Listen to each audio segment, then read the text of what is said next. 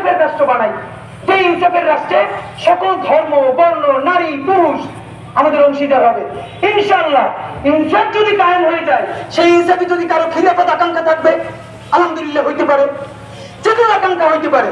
তা আপনাদের কাছে বিনীত অনুরোধ, আমি শুধু এটুকুন বলতে আসছি, প্লিজ আমাদের উস্তাদরা, আমাদের ভাইদেরকে, এইখানে যারা আছেন জানি হাজার হাজার ছাত্র আপনাদের পাইপলাইনে, একটা মেয়েকে দেখে সে যা কাপড় চুপড় করুক, ভাই একটা মেয়ে যদি উলঙ্গ হয়েও হাইটে যায়, প্রথমত তো আমি যদি মাদ্রাসার ছাত্র হই, মুসলমান হই, তার দিকে তো তাকানোই আমার জায়েজ নাই, তাকাই এরপর আবার তার কটু কথা বলি, ভাই এরকম তো হবে না।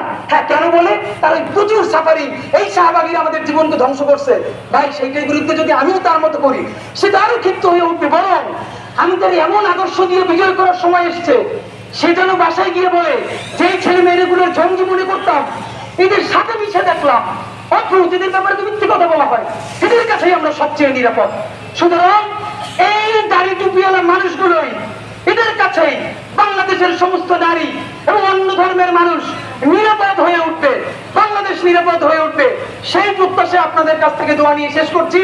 বাংলাদেশ জিন্দাবাদ, ইনকিলাব জিন্দাবাদ। আসসালামু আলাইকুম।